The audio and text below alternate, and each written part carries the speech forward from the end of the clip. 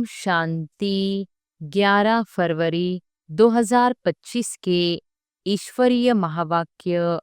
पहले एक नजर मुरली के मुख्य पॉइंट पर।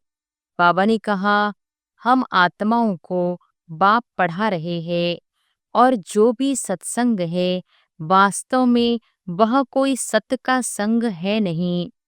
बाप कहते हैं वह तो माया का संग है। श्री कृष्ण के मुख में तो सारे विश्व है, क्योंकि विश्व का मालिक बनते हैं तो विश्व रूपी माखन है। वो जो आपस में लड़ते हैं वह भी सृष्टि रूपी माखन के लिए लड़ते हैं। जो जिस भावना से जिसकी पूजा करते हैं उनको वह साक्षात्कार होता है। यह ड्रामा में नूंद है। एक तरफ इतनी बड़ाई भी करते, दूसरी तरफ फिर कह देते पत्थर ठिक्कर में भगवान है। कितनी अंधश्रद्धा की भक्ति करते हैं। और फिर बाबा ने कहा, गुरु दो प्रकार के हैं। एक है भक्ति मार्ग के गुरु, वह भक्ति ही सिखलाते हैं।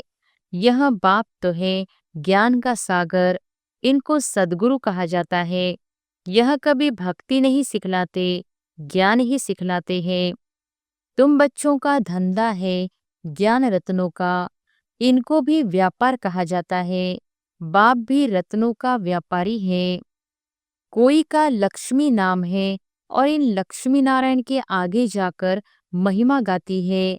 यह थोड़ी ही समझती कि इनमें और हमारे में फर्क क्यों हुआ है। सब समझने वाले बच्चे भी अक्सर करके साधारण गरीब ही बनते हैं, क्योंकि भारत ही सबसे साहूकार था, अब भारत ही सबसे गरीब बना है। सारा खेल भारत पर है। और फिर लास्ट में बाबा ने कहा, यह सारी सृष्टि समुद्र पर खड़ी है, यह टापू है, इस पर रावण का राज्य है। यह सब सीताएं रावण की जेल में हैं। उन्होंने तो हद की कथाएं बना दी है यह सारी बेहद की बात। मनुष्य कहते हैं परमात्मा नाम रूप से न्यारा है, परंतु नाम तो शिव कहते हैं ना।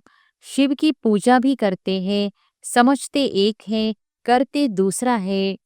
हम अच्छी रीति पढ़कर ऊंच पद पावे, कोई मरा व जिया उनका फूरना नहीं। फूरना फिक्र रखना है कि बाप से वर्षा कैसे लेवे। सर्विस करने वाले बच्चों को गुप्त नशा रहना चाहिए। नशे से समझाएंगे तो सफलता होगी। तुम्हारी यह पढ़ाई भी गुप्त है, पढ़ाने वाला भी गुप्त है। और अब सुनते हैं महावाक्यों को विस्तार से। मुरली का सार। मीठे बच्चे, तुम्हें भगवान पढ़ाते हैं। तुम्हारे पास है ज्ञान रतन, इन्हीं रत्नों का धंधा तुम्हें करना है। तुम यहाँ ज्ञान सीखते हो, भक्ति नहीं। प्रश्न है, मनुष्य ड्रामा की किस वंडरफुल नूंद को भगवान की लीला समझ उसकी बड़ाई करते हैं? उत्तर है, जो जिसमें भावना रखते उन्हें उसका साक्षात्कार हो जाता है। तो समझते हैं यह भगवान ने साक्षात्कार कराया, लेकिन होता तो सब ड्रामा अनुसार है। एक और भगवान की बड़ाई करते, दूसरी ओर सर्वव्यापी कहे ग्लानि कर देते हैं। ओम शांति। भगवानु वॉच। बच्चों को यह तो समझाया हुआ है कि मनुष्य को व देवता को भगवान नहीं कहा जाता। गाते भी है, ब्रह्म देवताय नमः, विष्णु देवताय नमः, शंकर देवताय नमः। फिर कहा जाता है शिव परमात्माय नमः। यह भी तुम जानते हो, शिव को अपना शरीर नहीं है। मूल वतन में शिव बाबा और सालिग्राम रहते हैं। बच्चे जानते हैं कि अभी हम आत्माओं को बाप पढ़ा रहे हैं, और जो भी सत्संग है वास्तव में वह कोई सत का संग है नहीं। बाप कहते हैं वह तो माया का संग है। वहाँ ऐसे कोई नहीं समझेंगे कि हमको भगवान पढ़ाते हैं। गीता भी सुनेंगे तो श्री कृष्ण भगवानुवाच समझेंगे। दिन प्रतिदिन गीता का अभ्यास कम होता जाता है, क्योंकि अपने धर्म को ही नहीं जानते। श्री कृष्ण के साथ तो सभी का प्यार है, श्री कृष्ण को ही झुलाते हैं। अब तुम समझते हो हम झुलाए किसको? बच्चे को झुलाया जाता है, बाप को तो झुला न सके। तुम शिव बाबा को झुलाएंगे, वह बालक तो बनते नहीं, पुनर्जन्म में आते नहीं। वह तो बिंदु है, उनको क्या झुलाएंगे? श्री कृष्ण का बहुतों को साक्षात्कार होता है। श्री कृष्ण के मुख में तो सारे विश्व है, क्योंकि विश्व का मालिक बनते हैं। तो विश्व रूपी माखन है। वो जो आपस में लड़ते हैं, वह भी सृष्टि रूपी माखन के लिए लड़ते हैं। समझते हैं हम जीत पा ले। श्री कृष्ण के मुख में माखन का गोला दिखाते हैं। यह भी अनेक प्रकार के साक्षात्कार होते हैं, परंतु अर्थ कुछ भी नहीं समझते हैं। यहाँ तुमको साक्षात्कार का अर्थ समझाया जाता है। मनुष्य समझते हैं हमको भगवान साक्षात्कार कराते हैं। यह भी बाप समझाते हैं। जिसको याद करते हैं, समझो कोई श्री कृष्ण की नौदा भक्ति करते हैं, तो अल्पकाल के लिए उनकी मनोकामना पूरी होती है। यह भी ड्रामा में नोंद है। ऐसे नहीं कहेंगे कि भगवान ने साक्षात्कार कराया। जो जिस भावना से जिसकी पूजा करते हैं, उनको वह साक्षात्कार होता है। यह ड्रामा में नोंद है। यह तो भगवान की बड़ाई की है कि वह साक्षात्कार कराते हैं। एक तरफ इतनी बड़ाई भी करते और दूसरी तरफ फिर कह देते पत्थर ठिक्कर में भगवान है। कितनी अंधश्रद्धा की भक्ति करते हैं। समझते हैं बस श्री कृष्ण का साक्षात्कार हुआ, श्री कृष्णपुरी में हम जरूर जाएंगे। परंतु श्री कृष्णपुरी आए कहाँ से? यह सब राज बाप तुम बच्चों को अब समझाते हैं। श्री कृष्णपुरी की स्थापना हो रही है। यह है कंसपुरी। कंस, अकासुर, बकासुर, कुंभकर्ण, रावण, यह सब असुरों के नाम हैं।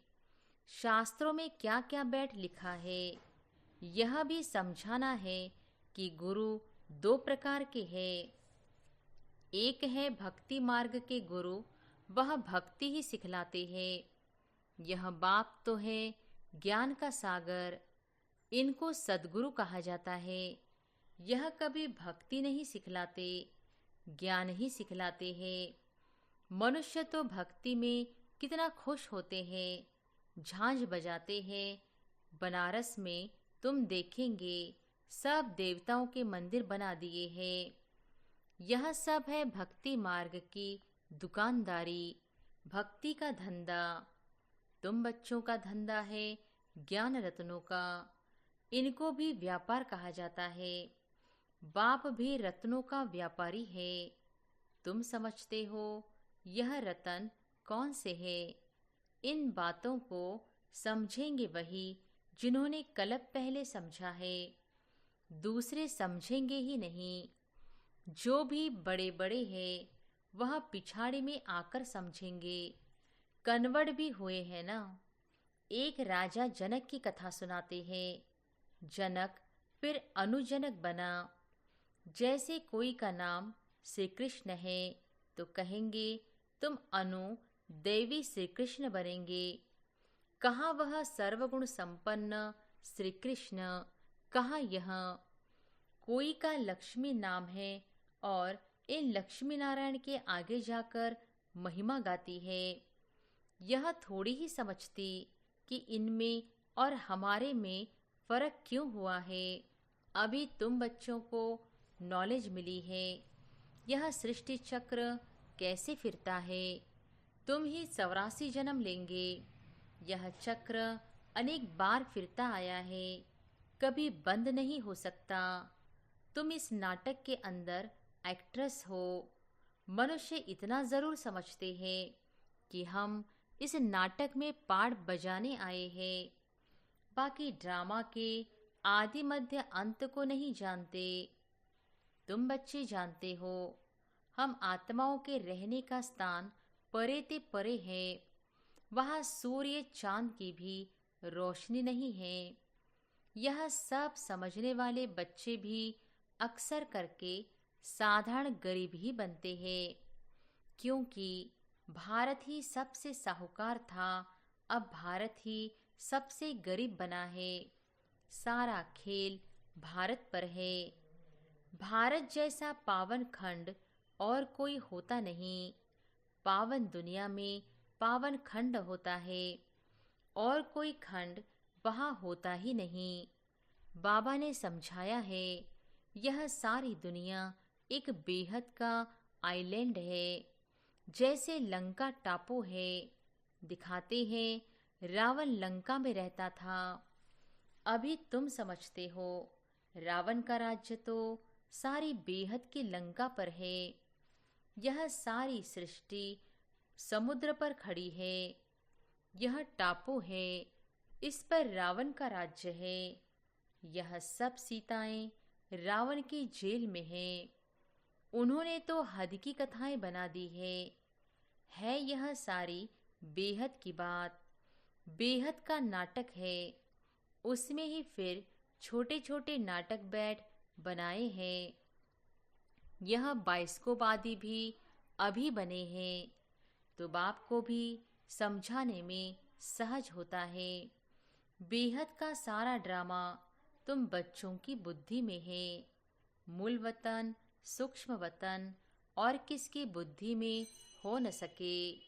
तुम जानते हो, हम आत्माएं मूल वतन की रहिवासी है। देवताएं हैं सूक्ष्म वतनवासी, उनको फरिश्ता भी कहते हैं। वहाँ हड्डी मांस का पिंजड़ा होता नहीं। यह सूक्ष्म वतन का पाठ भी थोड़े समय के लिए है। अभी तुम आते जाते हो, फिर कभी नहीं जाएंगे। तुम आत्माएं जब मूल वतन से आती हो तो वाया सूक्ष्म वतन नहीं आती हो, सीधी आती हो। अभी वाया सूक्ष्म वतन जाती हो। अभी सूक्ष्म वतन का पाठ है। यह सब राज बच्चों को समझाते हैं। बाप जानते हैं कि हम आत्माओं को समझा रहे हैं। साधु संत आदि कोई भी इन बातों को नहीं जानते हैं। वह कभी ऐसी बातें कर न सके। बाप ही बच्चों से बात करते हैं। ऑर्गन्स बिगर तो बात कर न सके। कहते हैं, मैं इस शरीर का आधार ले तुम बच्चों को पढ़ाता हूँ। तुम आत्माओं की दृष्टि भी बाप तरफ चली जाती है। यह है सब नई बातें। निराकार बाप, उनका नाम है शिव बाबा।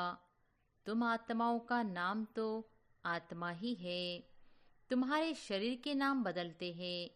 मनुष्य कहते हैं परमात्मा नाम रूप से न्यारा है, परंतु नाम तो शिव कहते हैं ना। शिव की पूजा भी करते हैं। समझते एक है, करते दूसरा है। अभी तुम बाप के नाम रूप देश काल को भी समझ गए हो। तुम जानते हो, कोई भी चीज नाम रूप के बिगर नहीं हो सकती है। यह भी बड़ी सूक्ष्म समझने की बातें हैं।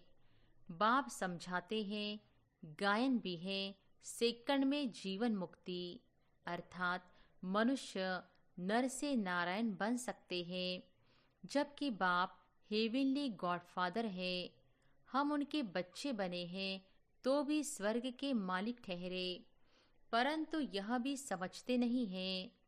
बाप कहते हैं, बच्चे, तुम्हारी एम ऑब्जेक्ट ही यह है, नर से नारायण बनना। राजयोग है ना। बहुतों को चतुर्भुज का साक्षात्कार होता है।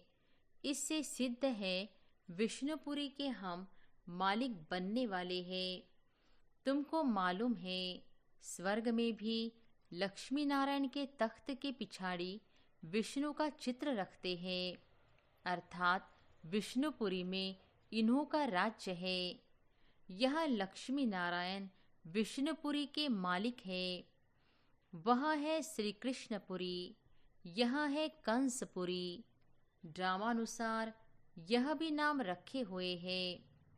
बाप समझाते हैं, मेरा रूप बहुत सूक्ष्म है, कोई भी जान नहीं सकते।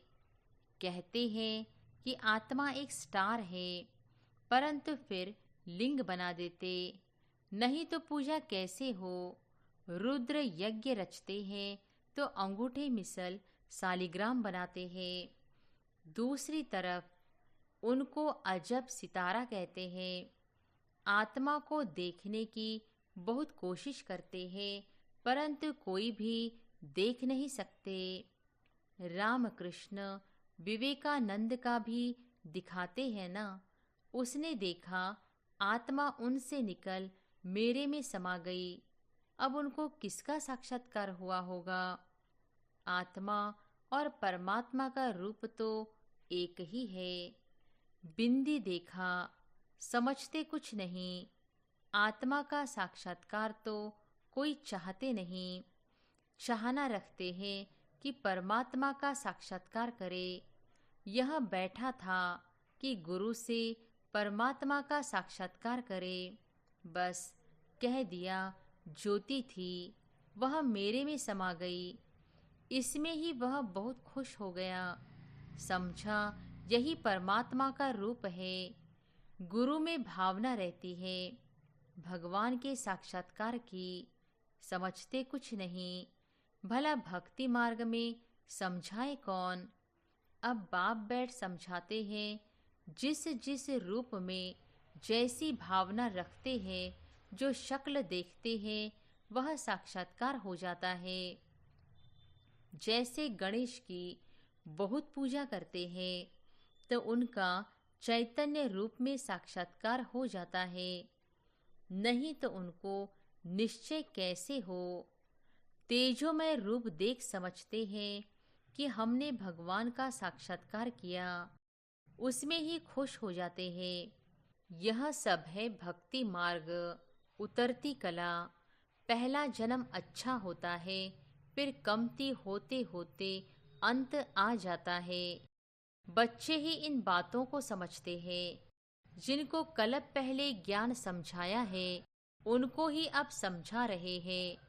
कल्प पहले वाले ही आएंगे, बाकी औरों का तो धर्म ही अलग है। बाप समझाते हैं, एक एक चित्र में भगवानुवाच लिख दो। बड़ा युक्ति से समझाना होता है। भगवानुवाच है ना, यादव कौरव और पांडव क्या करत भये, उसका यह चित्र है। पूछो, तुम बताओ, अपने बाप को जानते हो? नहीं जानते हो तो गोया बाप से प्रीत नहीं है ना, तो विपरीत बुद्धि ठहरे। बाप से प्रीत नहीं तो विनाश हो जाएंगे। प्रीत बुद्धि विजयंती, सत्यमेव जयते। इनका अर्थ भी ठीक है। बाप की याद ही नहीं तो विजय पा नहीं सकते। अभी तुम सिद्ध कर बतलाते हो। गीता शिव भगवान ने सुनाई है, उसने ही राजयोग सिखाया ब्रह्मा द्वारा। यह तो श्री कृष्ण भगवान की गीता समझकर कसम उठाते हैं। उनसे पूछना चाहिए, श्री कृष्ण को हाजिर नाजिर जानना चाहिए या भगवान को। कहते हैं ईश्वर को हाजिर नाजिर जान, सच बोलो। रोला हो गया ना तो कसम भी झूठा हो जाता। सर्विस करने वाले बच्चों को गुप्त नशा रहना चाहिए। नशे से समझाएंगे तो सफलता होगी। तुम्हारी यह पढ़ाई भी गुप्त है, पढ़ाने वाला भी गुप्त है।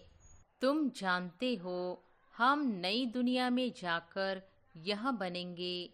नई दुनिया स्थापन होती है महाभारत लड़ाई के बाद। बच्चों को अब नॉलेज मिली है, वह भी नंबरवार धारण करते हैं। योग में भी नंबरवार रहते हैं। यह भी जांच रखनी चाहिए, हम कितना याद में रहते हैं। बाप कहते हैं, यह अभी तुम्हारा पुरुषार्थ भविष्य 21 जन्मों के लिए हो जाएगा। अभी फेल हुए तो कल्प कल्पांतर फेल होते रहेंगे, ऊंच पद नहीं पा सकेंगे। पुरुषार्थ करना चाहिए ऊंच पद पाने का। ऐसे भी कई सेंटर पर आते हैं जो विकार में जाते रहते हैं और फिर सेंटर पर आते रहते हैं। समझते हैं ईश्वर तो सब देखता है, जानता है। अब बाप को क्या पड़ी है जो यह बैठ देखेगा। तुम झूठ बोलेंगे, विकर्म करेंगे तो अपना ही नुकसान करेंगे।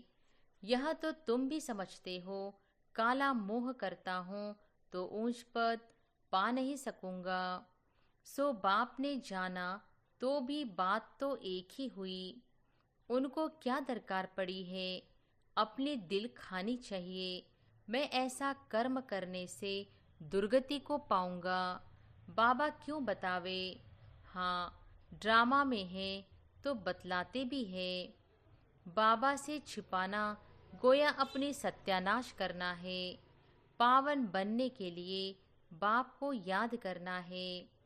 तुमको यही फूरना रहना चाहिए कि हम अच्छी रीति पढ़कर ऊंच पद पावे। कोई मरा व जिया, उनका फूरना नहीं। फूरना फिक्र रखना है कि बाप से वर्षा कैसे लेवे, तो किसको भी थोड़े में समझाना है। अच्छा, मीठे मीठे सिकिलधे बच्चों प्रति माता पिता बाप दादा का याद प्यार और गुड मॉर्निंग। रूहानी बाप की रूहानी बच्चों को नमस्ते। धारणा के लिए मुख्य सार। पहली पॉइंट, गुप्त नशे में रहकर सर्विस करनी है। ऐसा कोई कर्म नहीं करना है जो दिल खाती रहे। अपनी जांच करनी है कि हम कितना याद में रहते हैं। दूसरी पॉइंट, सदा यही फिक्र रहे कि हम अच्छी रीति पढ़कर ऊंच पद पाए। कोई भी विकर्म करके झूठ बोलकर अपना नुकसान नहीं करना है। वरदान है, मन मनाभव के महामंत्र द्वारा सर्व दुखों से पार रहने वाले सदा सुख स्वरूप भव। मन मनाभव के महामंत्र द्वारा सर्व दुखों से पार रहने वाले सदा सुख स्वरूप भव। जब किसी भी प्रकार का दुख आए तो मंत्र ले लो, जिससे दुख भाग जाएगा। स्वप्न में भी जरा भी दुख का अनुभव न हो। तन बीमार हो जाए, धन नीचे ऊपर हो जाए, कुछ भी हो, लेकिन दुख की लहर अंदर नहीं आनी चाहिए। जैसे सागर में लहरें आती है और चली जाती है, लेकिन जिन्हें उन लहरों में लहराना आता है वह उसमें सुख का अनुभव करते हैं।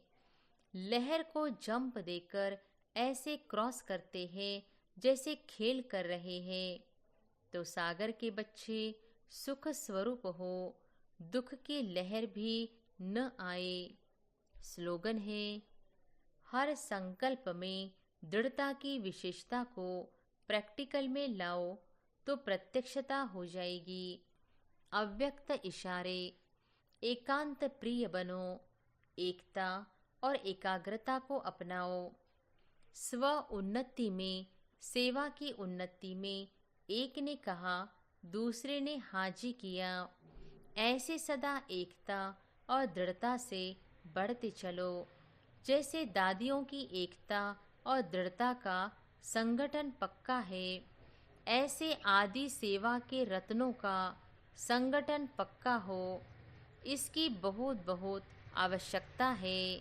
अच्छा, ओम शांति।